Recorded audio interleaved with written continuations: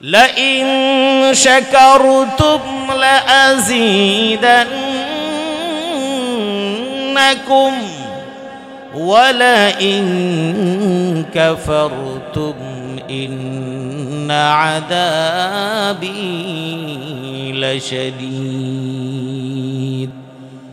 নেতাকে স্মরণ করলে যদি নেতা খুশি হন, বাবার কথা যদি বারবার আপনি মনে করেন বাবা খুশি হয়, বাবাও যদি কোনো সন্তানের কথা বারবার বলে ওই সন্তানও খুশি হয়, যদি কোনো স্বামী তার স্ত্রীর কথা সব জায়গায় বলে বেড়ায়, স্বামী তার আত্মীয় স্বজনের কাছে বারবার বলে আমার স্ত্রী যদি না থাকতো তাহলে আমার অনেক কিছুই হতো না, আমার স্ত্রীর অবদান, এইরকম সব জায়গায় যদি স্ত্রীর অবদানের কথা বলে স্ত্রী খুশি হয় না বেজার হয়? জোরে বলেন, খুশি না বেজার? এত খুশি হয় বুঝে আমার স্বামী চাইতে ভালো স্বামী দুনিয়ার একজনও নাই। আবার কোন স্ত্রী যদি তার পরিবারের কাছে আত্মীয়ের কাছে যদি বারবার তার স্বামীর প্রশংসা করে, স্বামীর কথা স্মরণ করে, তাহলে ওই স্বামী ও স্ত্রীর প্রতি খুশি হয়ে যায়, ঠিক কিনা? তাহলে একজন মানুষের প্রশংসা করলে, তার কথা মনে করলে, তার আলোচনা করলে যদি ওই মানুষটা খুশি হয়, তাহলে আমার আল্লাহর আলোচনা করলে, আমার আল্লাহকে স্মরণ করলে আমার আল্লাহর চাইতে খুশি কেউ হতে পারে কিনা? তার মানে আমার আল্লাহ খুশি হন। আপনি যদি আমাকে স্মরণ করেন আমি আপনার প্রশংসা করব। নেতার প্রশংসা করলে নেতা আপনাকে দিবে এবং বিভিন্ন সুবিধা দেয়। আমার আল্লাহ বলছেন নেতা তো তোমাকে ক্ষণস্থায়ী সুবিধা দিবে, তোমার নাজাতের জন্য তোমার নেতা কিছুই করবে না। আর যেটা তোমাকে দিবে এই দেওয়ার মাধ্যমে নেতার পদটাকে শক্তিশালী করার জন্য তোমাকে ব্যবহার করবে। কারণ তোমাকে যা দিবে তোমার নেতা তার চাইতে বেশি তোমার কাছ থেকে আদায় করে নিবে। সুবিধা দিয়েছি, সুতরাং আগামী মাসে আমার একটা সমাবেশ হবে মাদারীপুর স্টেডিয়ামে। সুতরাং তুমি 500 লোকের অ্যারেঞ্জ করবা, কোত্থেকে করবা জানি না। এবার 500 লোকের অ্যারেঞ্জ করার দায়িত্ব নেতার, কারণ বড় নেতায় বলছে যেমনি হোক করবেন। এটা আমার সুবিধার জন্য আমি আপনাকে সুবিধা দিয়েছি, কিন্তু আমার আল্লাহ বলেন দুনিয়ায় একজন আরেকজনকে সুবিধা দেয়, আর সুবিধা পাওয়ার জন্য আরেকজনকে স্মরণ করে, প্রশংসা করে, বারবার তার কথা জপে। কিন্তু আমার কথা জপলে আমি তাকে সুবিধা দেই, কিন্তু আমার উপকারের জন্য, বান্দার উপকারের জন্য। সুবহানাল্লাহ। আর জোরে বলেন সুবহানাল্লাহ। কিভাবে? আল্লাহ রাব্বুল আলামিন বলেন দুনিয়ার মানুষ স্মরণ করে সুখ পায়, স্মরণ করে সুবিধা পায়। আমার বান্দা যখন আমাকে স্মরণ করে, আমি আল্লাহ ওই বান্দার কথা আমার আরশে আজিমের ফেরেশতাদের সামনে স্মরণ করতে থাকি। ফাযকুরুনি আযকুরুকুম ওয়াশকুরু লি ওয়ালা তাকফুরুন। আল্লাহ রাব্বুল আলামিন বলছেন তোমরা আমাকে স্মরণ করো, আমি তোমাদেরকে স্মরণ করব। এই স্মরণ বিভিন্ন অর্থে হয়। আল্লাহকে যেইভাবে খুশি আপনি স্মরণ করতে পারেন, স্মরণের মাধ্যম তথা জিকির শব্দ ব্যবহার করা হয়েছে। এই জিকিরের মানে শুধুমাত্র তাসবিহের জিকির শুধুমাত্র সমাপ্ত নয়। আপনি জিকিরের মাধ্যম হলো আপনি কোরআনে কারীমের তেলাওয়াত করবেন, আপনি সূরা পড়বেন, সূরা ইয়াসিন পারেন সেটা পড়বেন, সূরা ওয়াকিয়া পারেন সেটা পড়বেন, সূরা মুলক পারেন সেটা পড়বেন, যেটা পারেন সেটাই তেলাওয়াত করবেন দিনে সকালে কিংবা বিকেলে। আবার আপনি তাসবিহগুলো পাঠ করবেন, এটাও আল্লাহর স্মরণ তথা জিকির। এরপরে মুয়াজ্জিন আপনাকে ডাক দেয়, 5 বার আপনাকে ডাকে। নেতা আপনাকে খবর পাঠালে অসুস্থ হওয়া সত্ত্বেও পার্টি অফিসে আপনি দেখা করেন, কারণ পার্টি অফিসে যদি একাধিকবার আপনি না যান পরবর্তীতে কাউন্সিলে আপনি পদ পাওয়ার কোনো সম্ভাবনা নাই। পার্টির মিছিল হয়, দলে ক্ষমতায় থাকুক বা বিরোধী দলে থাকুক, যেই দল যখন যে অবস্থায় থাকে না কেন, প্রোগ্রাম আজ থাকে কি থাকে না? বিরোধী দলে থাকলেও প্রোগ্রাম থাকে, সরকারি দলে থাকলেও প্রোগ্রাম থাকে। কর্মীদেরকে সব সময় রাজপথে থাকা লাগে। তবে দুর্ভাগ্য জাতি, কর্মীরা রাস্তায় মার খায়, নেতারা কখনো পাবলিকের মার খায় না। আমার আল্লাহ যখন বান্দাদেরকে ডাকেন, বান্দা কখনো জাহান্নামের আযাবের মধ্যে পড়ে না। এখানেই পার্থক্য। নেতা আপনাকে ডাক দিয়ে রাস্তায় নামায়, মিছিল করায়, মিটিং করায়, বোমাবাজি করায়, চাঁদাবাজি করায়, ভাঙচুর করায়, জমি দখল করায়। আপনার মাধ্যমে নেতা শত সহস্র কোটি টাকার মালিক হয়ে যায়। নেতার ছেলে মেয়ে বিদেশে লেখাপড়া করে, কোটি কোটি টাকার মালিক। কিন্তু আপনি মাদারীপুরের ওই কৃষক মানুষ, চাষা ভোষা মানুষ, রিক্সাওয়ালা মানুষ, কিংবা কাঁচা তরকারিওয়ালা মানুষ, সবজিওয়ালা মানুষ, নেতার জন্য রাস্তায় বের হয়ে জিকির করলেন। নেতার জিকির অন্য কারো জিকির না। এই জন্য শুরুতে বলেছি, আল্লাহর কথা মানুষ মুখে নিতে ভয় পায়, আল্লাহর কথা নিতে তার ভালো লাগে না, নবীর কথা বলতে ভালো লাগে না, নবীর নামে দরুদ পড়তেও ভালো লাগে না। কিন্তু নেতার নাম বারবার বলে, কিন্তু নেতার নাম লক্ষ কোটি বার বললেও গুনাহ ছাড়া সওয়াবের কোনো সম্ভাবনা নাই। আর ওই নেতার পিছে দৌড়ে দৌড়ে দুনিয়াও খাইলেন, আখিরাতও খাইলেন। নেতা আপনাকে যা দিল সবগুলো হারাম পন্থা। সময় পার হয়ে গেল, নেতা তো ঠিক তার জায়গা মতো চলে গেলেন। কিন্তু কর্মী এবার মার খায় পাবলিকের, 1 নাম্বার। 2 নাম্বার প্রশাসনের ধরপাকড়ের মধ্যে পড়ে পাবলিক। 3 নাম্বার কিয়ামতের ময়দানে ফেরেশতাদের কাছে আসামির কাঠগড়ায় দাঁড়াবেও পাবলিক। ওই কিয়ামতের ময়দানে নেতাও থাকবে, আর এলাকার কর্মী থাকবে, পাতি নেতা থাকবে, চামচাও থাকবে। ভাই, কথাগুলো আপনার গায়ে লাগতে পারে, আপনার বিবেকের মধ্যে লাগতে পারে, আপনার কাছে মনে হতে পারে কথাগুলো কেমন।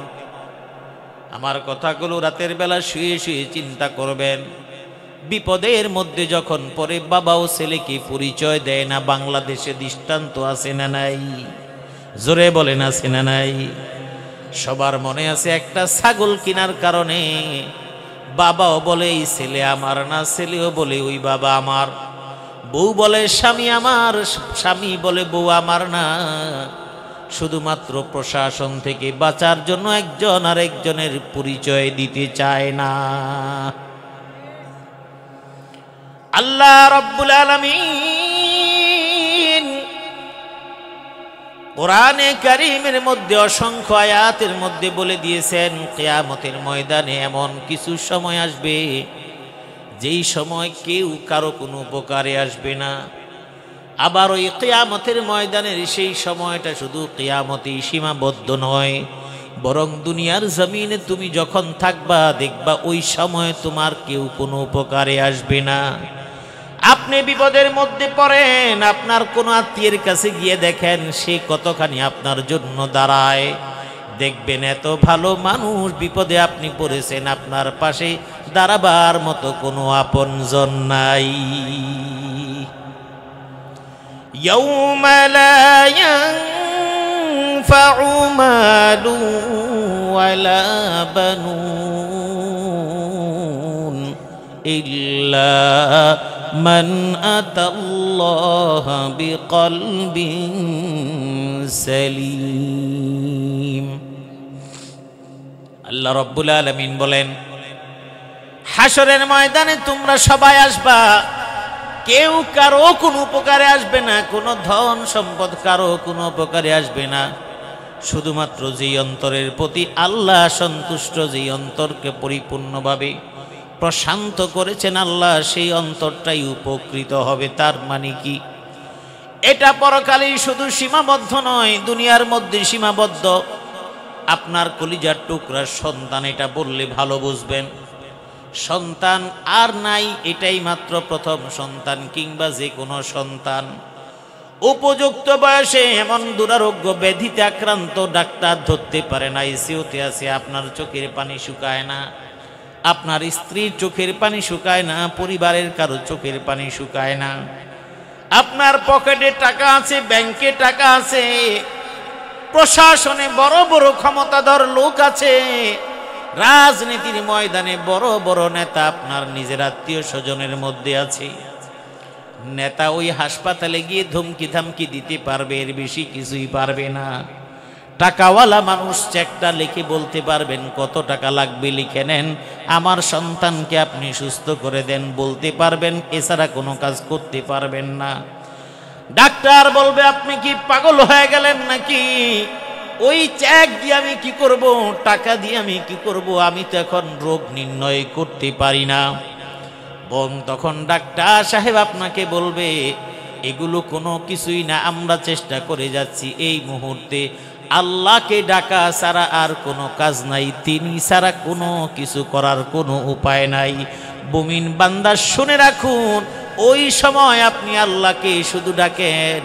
আমার আল্লাহ বলেন, নেতাকে ডাকো, নেতা শোনে না বিপদের সময়, আমাকে ডাকলে আমি আল্লাহ তোমার ডাকে সাড়া দিয়ে দেই। সুবহানাল্লাহ। وَإِذَا سَأَلَكَ عِبَادِي عَنِّي فَإِنِّي قَرِيبٌ أُجِيبُ دَعْوَةَ الدَّاعِ إِذَا دَعَانِ فَلْيَسْتَجِيبُوا لِي وَلْيُؤْمِنُوا بِي لَعَلَّهُمْ يَرْشُدُونَ।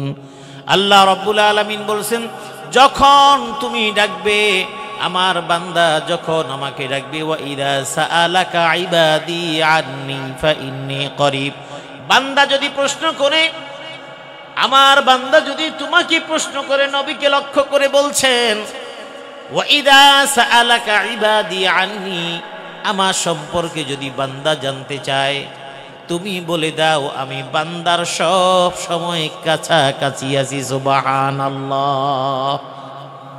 কিন্তু আপনি আল্লাহকে ডাকেন না, আমিও আল্লাহকে ডাকি না, ঠেকায় পড়ার আগ পর্যন্ত কেউ ডাকে, ডাকি কেউ ডাকি। যার বিপদ যত বেশি হয় সে তত বেশি আল্লাহকে ডাকে। কিছু রাজনৈতিক নেতৃবৃন্দ আল্লাহকে খুব ডাকছেন, আবার কেউ আল্লাহকে ভুলে গেছেন। আবার এক সময় কেউ ডাকবেন, আবার আরেক পক্ষ ভুলে যাবে। কারণ বিপদের পরিমাণ যার যত বেশি, আল্লাহকে স্মরণের পরিমাণ হয় তত বেশি। এটাও কিন্তু আল্লাহ জানেন, কোরআনে বর্ণনা দেওয়া আছে। আল্লাহ বলছেন, যখন তোমাদের উপরে বিপদ দেই তখন তোমরা আমাকে এমন ভাবে ডাকো মনে হয় যেন আমি ছাড়া তোমাদের কেউ নাই। যেমন মনে করেন আপনাদের অঞ্চলের অনেকেই তো বিদেশে থাকে, তাই না, বিভিন্ন দেশে থাকে। যেই ছেলেটা বিদেশ যাওয়ার জন্য পাসপোর্ট জমা দিয়েছে অথবা প্রচেষ্টা করছে, টাকা পয়সা জমা দিয়েছে ট্রাভেলসের মাধ্যমে, দালালের মাধ্যমে, বিভিন্নভাবে, সে একরকম ভাবে আল্লাহকে ডাকে, তার বাপ মাও একরকম ভাবে আল্লাহকে ডাকে, ডাকতেছে, কিন্তু ডাকার ধরনটা বুঝছেন। আবার কিছু যুবকেরা তারা ইটালি যাওয়ার জন্য মনে করেন লিবিয়া দিয়ে সমুদ্র পথে ইটালি যাবে। আপনাদের অঞ্চলে আছে না? আছে। কারণ আমরা নিউজের মাধ্যমে দেখি যে শিবচর, মাদারীপুর, বিভিন্ন অঞ্চলের বিভিন্ন দুর্ঘটনার কবলিত হয়ে এই অঞ্চলের অনেকেই বিপদের মুখে পড়েছেন। আরো অন্যান্য অঞ্চলও আছে, এই অঞ্চলটাও তাদের মধ্যে একটা। যেহেতু আপনাদের সামনে, সেজন্য আপনাদেরটাই বলছি। তাহলে যেই মা, যেই বাবা কিছু টাকা একটা ট্রাভেলসের মাধ্যমে দিয়ে দিলেন, স্বাভাবিক প্রক্রিয়ায় যাবে, ওই মা বাবা একরকম পেরেশানি মুক্ত, কিন্তু তিনি কিন্তু টেনশন মুক্ত পরিপূর্ণ না। যে কারণে তিনি আল্লাহকে ডাকেন, দোয়া করেন, হুজুরের কাছে দোয়া চান। আবার হুজুরের কাছে দোয়া চাইতে গেলে কিছু হাদিয়াও দেন, ভালো মতো দোয়া করতে বলেন, কারণ আল্লাহকে তিনিও ডাকছেন। যার সন্তানটা লিবিয়া দিয়ে তারপরে ইটালি যাওয়ার জন্য সমুদ্র পাড়ি দিবে, যখন সন্তান বলল, মা বাবা আগামীকাল অতটার সময় আমাদের সমুদ্র যাত্রা শুরু হবে, এটা তো আর বলে না, ওইটার আলাদা একটা নাম আছে, গেম না কি জানি বলে আর কি, গেম না, আচ্ছা গেম, তো আরো বিভিন্ন নাম হতে পারে। যখন যায় তখন আপনি এখান থেকে আপনি কিন্তু চিত্রটা বুঝেন না। চিত্রটা যদি আপনি দেখতেন তাহলে আপনার ডাকার পরিমাণটা অনেক বেশি গভীর হতো। দেখেন নাই, তারপরও আপনি কিন্তু টেনশন নিয়ে আল্লাহকে ডাকেন। যেই ছেলেটা সমুদ্রের মধ্যে, ও কিন্তু আল্লাহকে ডাকার পরিমাণ আপনার চাইতে কয়েক লক্ষ গুণ বেশি। আমি যখন নাকি সন্দ্বীপ, চট্টগ্রামের সন্দ্বীপে মাহফিলে গিয়েছিলাম, আগে যেতাম এখন যাই না। একবার যখন ওই সন্দ্বীপের, ওনারা বলেন নদী, আমরা তো বলি সমুদ্র, অনেক বড়, সেখানে সমুদ্র সংকেত চলছে, এখন স্পিড বোট চলবে না। কিন্তু আমার তো মাহফিল, আমার মতো আরো 2-4 জন বক্তা আছেন, তাদের তো মাহফিল করতে হবে, সেজন্য তারা একটা স্পিড বোট রিজার্ভ করলেন।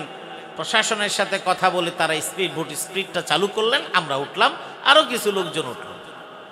যখন স্পিড বোটটা ছাড়লো, স্বাভাবিক 1 কিলোমিটার পর্যন্ত কোনো সমস্যা হলো না। 1 কিলোমিটার পরে যাওয়ার পরে এটা যখন এমন ভাবে উপরে ওঠে নিচে নামে, উপরে ওঠে নিচে নামে, 2-3 মিনিটের মধ্যে আমার কাছে মনে হয়েছে মোটামুটি এই বছর এই যে আজকে আসলাম, এটাই পৃথিবী দেখা শেষ। কারণ আমি ওই রকম পরিস্থিতিতে আর কখনো পড়িনি, এর আগেও কয়েকবার গিয়েছি, এই ভয়াবহতার মধ্যে পড়িনি। ভাবলাম যে হয়তো এখানে একটু ঢেউ কিছু সময় পরে আবার থেমে যাবে, কিন্তু না, থামে না, কারণ ওই সময় সমুদ্রটা উত্তাল, এ কারণেই বন্ধ।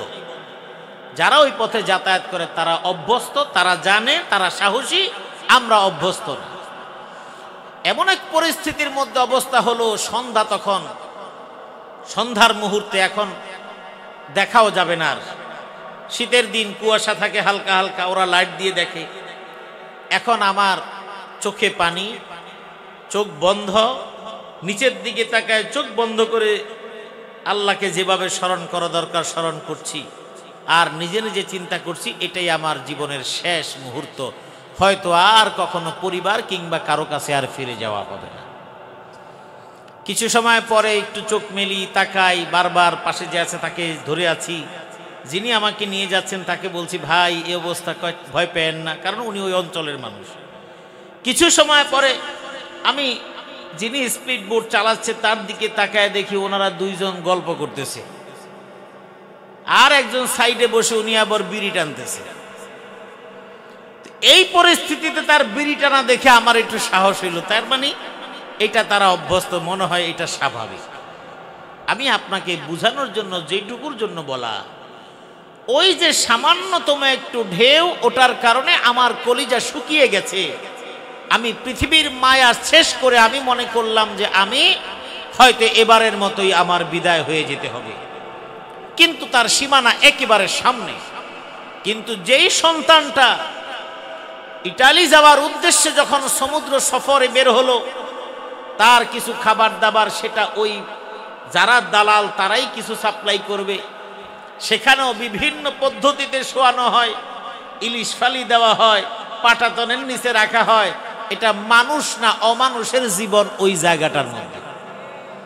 এবং শুধু তাই না, বেশি কথাও বলা যাবে না, দালাল দিবে মার, তারা আবার বিদেশি ভাষা বোঝে না, কথা বলতে চাইলে কথা বলতেও দিবে না। আর যদি আল্লাহ না করুক কপাল খারাপ হয়, তাহলে আটকায় রেখা বলবে তোর বাপ মারে বল টাকা দিতে। আমি আপনাকে বুঝাতে চাচ্ছি, আল্লাহকে আপনি কখন স্মরণ বেশি করেন। আমরা নেতার কথা স্মরণ করার জন্য কোনো উপলক্ষ খুঁজি না, কিন্তু আল্লাহকে স্মরণ করার জন্য বিপদে না পড়া পর্যন্ত আল্লাহকে স্মরণ করি না। আল্লাহ কি দেখেন না? আল্লাহ দেখেন। পানিশমেন্ট সমানে সমান হবে। ওই সময় ওই সন্তানের কাছে, ওই ছেলের কাছে পৃথিবীটার কোনো দাম নাই। কারণ চোখ যত দূর যায় তত দূর পর্যন্ত পানি আর পানি, কিছুই নাই। অনেক কষ্টের মৃত্যুর কথা আমরা জেনেছি, আপনারা জেনেছেন। কারণ সমুদ্রের পানি লবণাক্ত, পিপাসা লাগলেও খাওয়ার কোনো সুযোগ নেই। যদি সেখানকার ফুয়েল শেষ হয়ে যায় আর ওটা যাওয়ার কোনো সুযোগ নাই। এমন একটা ভয়াবহতার মধ্যে তারা আল্লাহকে সার্বক্ষণিকভাবে ডাকতে থাকে, আল্লাহ তুমি আমাকে একটু পার করে খালি ওই সমুদ্রের পারে ধাক্কা দিয়ে একটু ফালায় দাও। আমি ওই জায়গায় একবার পড়তে পারলে আমার বাড়িতে ডুপ্লেক্স হয়ে যাবে। আল্লাহ শোনেন, আপনার কষ্টটা আল্লাহ দেখেন।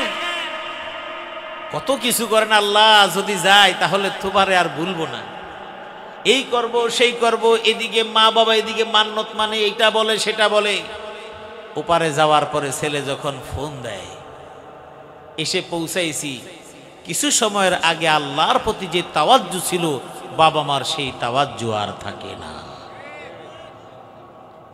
থাকে? আচ্ছা, বুঝে নিবেন। যেই ছেলেটা সমুদ্রের পাড়ে চলে গেল, এবার ইটালি, ওখানকার যে প্রশাসন তাদেরকে নিয়ে গেলেন, তাদেরকে নিয়ে তো আর ছেড়ে দিবেন না, তাদেরকে সেখানকার আশ্রয় শিবিরে রাখবেন। সেখানকার সিস্টেম অনুযায়ী রিফিউজি হিসেবে সেখানে সরকারিভাবে কিছু ভাতা দেওয়া হবে, কিছুদিন সেখানে থাকবে, এরপরে কাজে যাবে। হাজার রকমের প্রসেস আছে। এরপরে যখন কাজকর্ম করতে গিয়ে টাকা পয়সার আশায় কাজকর্ম করে টাকা পয়সা পায়, খুশি হয়, মা বাবাকে দেয়। এবার ধীরে ধীরে সময় পার হয়, ছেলেও হৃষ্টপুষ্ট হয়, টাকা পয়সা কামায়, বাড়িতেও ভাঙা ঘর থেকে এখন ধীরে ধীরে বিল্ডিংয়ের পথে পা বাড়ায়। আপনাদের কথা, আমার কথাগুলো আপনাদের গায়ে যদি লেগে যায় মনে করে কষ্ট নেবেন না। আমি আপনাকে বলি, ওই ছেলেটা এখন সমুদ্র পথে যখন যাচ্ছিল কিংবা বিমান পথে যাচ্ছিল, বিমানে কম যায়, বিভিন্ন রুট মাধ্যমে যায়, অনেক পদ্ধতিগুলো যেটা আমরা জানি। তারা মানবেতর জীবন যাপন করে, কষ্ট করে বিভিন্ন দেশে। যখন বাঙালি আমার প্রবাসী ভাইদেরকে দেখি, ওরা যখন কাজকর্ম করে, ওরা এমন কাজকর্ম করে, ওরা চিন্তা করে আমাদের এই কষ্টের কথা যেন দেশবাসী না জানে। এই জন্য নিজেদেরকে লুকিয়ে লুকিয়ে কাজ করে। জিজ্ঞেস করলে প্রথমে বলতে চায় না বাড়ি কই, ওই জায়গায়, কারণ আমরা তো ওখানে যাই ঘুরতে, অন্যান্য কাজে। যখন বলি যে ভাই তুমি বলো, সমস্যা নাই, আমি ওই এলাকার মানুষ, তুমি এই এলাকার মানুষ, বলো, তখন একটু বলে। তো যাই হোক, কথাটা উদ্দেশ্য আমার অন্য জায়গায়। যেই মানুষগুলো আল্লাহর দিকে তাওয়াজ্জু হয়ে গেছে বিপদের মুহূর্তে, যেই ছেলেটা সমুদ্রের পথে পাড়ি দেওয়ার সময় আল্লাহ ছাড়া কিছু চিন্তা করে নাই, সময়ের ব্যবধান ওই ছেলেটা নামাজের ধারে কাছেও যাওয়া প্রয়োজন মনে করে না। টিনের ঘর ছিল, সাবরার ঘর ছিল, এখন তো বনের ঘর নাই। 40 বছর আগে বনের ঘর অনেক ছিল, বন খোলাও অনেক ছিল। এই এলাকাগুলো সব নদীমাতৃক ছিল। এত সুন্দর রাস্তাঘাটের ব্যবস্থা ছিল না সারা বাংলাদেশই, কারণ এখন নদীতে পানি নাই, খালে পানি নাই, এখন ওই যুগও নেই, সময় পরিবর্তন হয়ে গেছে। ওই ছোট ঘরের জায়গায় এখন হয়তো কারো দোতলা, কারো 3 তলা, কারো 6 তলা, কারো ডুপ্লেক্স, বিভিন্ন ধরনের বাড়ির মালিক। কারো বাড়ি ছিল ওই দূরে কোনো জায়গায়, সেখান থেকে মাদারীপুর শহরে এখন বাড়ি করেছেন। জীবনযাত্রাটাই পাল্টে গেছে। যেই ঘরের মেয়েরা 250 টাকা দামের 3 পিস পরতে পারে নাই, তারা এখন ঈদ উপলক্ষ করে 20,000 টাকা দামের লেহেঙ্গা কিনে পরে। যেই ঘরের মা কোনোদিন একটা দামি কম্বল গায়ে দিয়ে দেওয়ার প্রশ্নই, স্বপ্ন কোনোদিন দেখে নাই, সিরা কাঁথার নিচে ঠক ঠক করে কেঁপে কেঁপে রাত যাপন করেছে, সেই মায়ের গায়ে যখন দামি কম্বলগুলো থাকে, ওই সিরা কাঁথার নিচে থেকে তখন ফজরের আজান শুনে ওই মা বাবা যেমন যায় নামাজে বসে আল্লাহকে ডেকেছিলেন, এখন ডুপ্লেক্স বাড়ির মধ্যে থেকে, দামি কম্বলের নিচে থেকে এখন মুয়াজ্জিনের আজান হলে তাদের কাছে বিরক্ত লাগে। মুয়াজ্জিন আজান শুরু করে আর থামে না। তাদের এখন ঘুম ভালো লাগে, এখন তাদের কাছে নামাজ আর ভালো লাগে না। যেই ঘরের মানুষগুলো আল্লাহকে ডাকতো, সময়ের ব্যবধানে তারা এখন পয়সাওয়ালা, কোটিপতি। তাদের বিয়ে শাদীর অনুষ্ঠানের ডেকসেটের আওয়াজ এখন পাশের মসজিদের এশারের নামাজ, তখন মানুষ জামাতে আদায় করা কষ্টকর হয়ে যায়। এখন পয়সা হয়েছে, সুতরাং এখন ডিজে পার্টি হওয়া লাগবে। বিভিন্ন রকমের গায়ে হলুদ হওয়া লাগবে। গান বাজনা যদি না হয় তাহলে তো বুঝাই যাবে না আমি যে এত পয়সার মালিক। ঠিক কিনা বলেন? বিয়ে করার ক্ষেত্রে এখন চয়েস পরিবর্তন। যেই বাড়ির ছেলেটা নামাজ পড়তো, যেই বাড়ির মা বাবা নামাজি ছিলেন, তিনি এখন ছেলেকে বিয়ে করানোর জন্য বিত্তশালীর মেয়েকে খুঁজছেন, নামাজি মেয়ে খুঁজছেন না। বিত্তশালী বিল্ডিং, ডুপ্লেক্স, অমুক দেশ তমুক দেশ থাকে কিনা এমন নিশ্চয়তা গ্যারান্টি ছাড়া কোনো বৈবাহিক সম্পর্ক স্থাপিত হয় না। যে কারণে এখন ঘরের মধ্যে বৌমা নামাজি এটা আশা করা দুষ্কর। এখন বাড়ি হয়েছে, গাড়ি হয়েছে, সুন্দরী পুত্রবধূ হয়েছে, অথবা নিজের বউ হয়েছে, টাকা হয়েছে, কিন্তু সেখানে আল্লাহ উপস্থিত নেই, আল্লাহ সেখান থেকে বের করে দেওয়া হয়েছে। এর কারণ কি? এর কারণ হলো যখন পয়সা হয়ে গেল এখন তিনি অটোমেটিক্যালি তিনি রাজনৈতিকভাবে বিভিন্ন নেতাদের সাথে সখ্যতা শুরু করেছেন, কারণ তিনি এখন টাকাওয়ালা, তার জানান দিতে হবে। এখন তার ড্রয়িং রুমের মধ্যে রাজনৈতিক সলা পরামর্শ হয়, আলোচনা হয়, নেতা নেত্রীকে নিয়ে আলোচনা হয়, রাজনৈতিক নেতৃবৃন্দের চায়ের আড্ডা হয়, এবং রাজনৈতিক নেতৃবৃন্দ বিশেষ অনুষ্ঠানে তাকে চিফ গেস্ট করার সিদ্ধান্ত নেয়। দুর্ভাগ্য, ওই ভাই আর ওই ঘরের মধ্যে কোরআনে কারীমের তেলাওয়াতের জন্য একজন মানুষ খুঁজে পাওয়া যায় না। শুধুমাত্র মরার পরে হুজুর ভাড়া করে এনে কোরআন খতম করা হয়, কারণ এখন টাকার অভাব নেই। হুজুর আনো, হুজুরদেরকে 500 টাকা দিয়ে হুজুরদেরকে কোরআন পড়ায় বাপরে জান্নাতে চৌরাস্তায় পাঠায়। টাকা আছে, সমস্যা। এরপরে 3 দিন পরে গরু 6টা খাওয়াও, 10টা খাওয়াও, পুরা মানুষ জানুক আমি যে টাকাওয়ালা। আমি আবার বলছি, কথাগুলো আপনাদের খারাপ লাগলেও কিছুই করার নেই। আল্লাহ রাব্বুল আলামিন বলছেন, লা ইন শাকারতুম লা আযীদান্নাকুম ওয়া লা ইন কাফারতুম ইন্না আযাবী লাশাদীদ।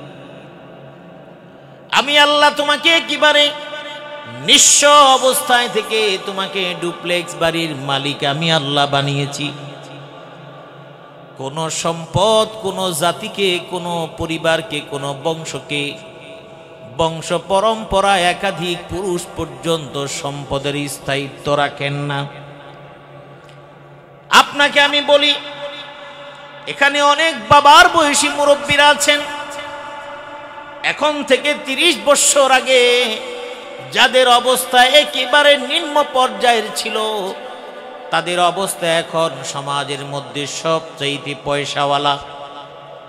30 বছর আগে যারা জমিদারি করেছে তাদের খোঁজ নিয়ে দেখেন, তাদের ওই জমিদারি বাড়িঘর বিক্রি করতে করতে তারা এখন দেউলিয়া। মিলায় নিবেন। এবার আপনার ওই দিকে চিন্তা করা উচিত। 30 বছরের ব্যবধানে, 2 কিংবা 3 জেনারেশনের ব্যবধানে সেই সম্পদগুলো এখন আর নাই। মনে রাখবেন, আপনি যেই সম্পদের মালিক, 2 জেনারেশনের পরে এই সম্পদ আপনার মালিকানায় থাকবে না। আপনি রাখতে চাইলেও আপনি রাখতে পারবেন না, কারণ আল্লাহ পাক রব্বুল আলামিন দুনিয়ার সম্পদকে কখনো একজনের মালিকানার মধ্যে রাখেন না।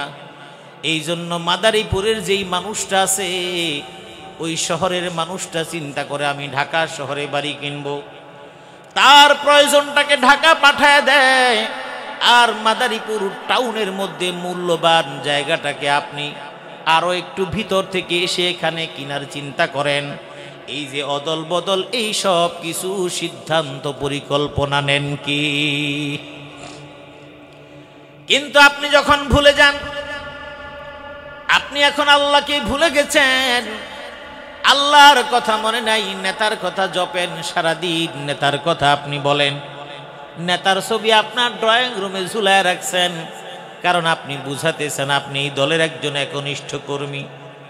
যারা ঘরের মধ্যে নেতার ছবি ঝুলান কিংবা নিজের বাবার ছবিও ঝুলান, তবে মা বাবার চাইতে বর্তমানে নেতার মর্যাদা অনেক বেশি। বাপেরটা খাইয়া পোলা পান যায় নেতার সাথে সেলফি তুলে বলে আমার প্রিয় অভিভাবক। আছে না? খায় বাপেরটা, নেতার পিছে ঘুইরা ঘুইরা তেল খুয়ায়, ঠ্যাং খুয়ায়, হাত খুয়ায়, পাও খুয়ায়, দুনিয়া খুয়ায়, আখিরাত বরবাদ করে দেয়। পরিচয় অমুক নেতার সাথে থাকে। কিয়ামতের ময়দানে আল্লাহ পাক রব্বুল আলামিন বলছেন, তোমাকে ডাকা হবে, তোমার নেতাও আসবে, তুমিও আসবে, তোমাদেরকে ডেকে ডেকে আল্লাহ জিজ্ঞেস করবেন। এবার যারা যেই নেতাদেরকে অনুগত করেছিল, এবার তারা যখন দেখবে সামনে অন্ধকার ছাড়া কিছুই না, জাহান্নাম ছাড়া কিছুই না, তখন ওই কর্মী বাহিনী নেতার দিকে তাকায় তাকায় বলবে, ও নেতা, আপনার কথা মেনেই তো দুনিয়ায় যত আকাম করেছিলাম, আপনার আনুগত্য করতে গিয়ে, আপনাকে খুশি করতে গিয়ে যা যা করেছিলাম, ওটা যদি না করতাম আজকে তো জাহান্নামের অধিবাসী হওয়া লাগতো না। আজকের এই মুহূর্তে কিছু একটা করেন। নেতা তখন বলবে, লাউ হাদানাল্লাহু লাহাদাইনাকুম, যদি আমি নিজে হেদায়েত প্রাপ্ত হইতাম তাহলে তোরে হেদায়েতের পথ দেখাইতাম।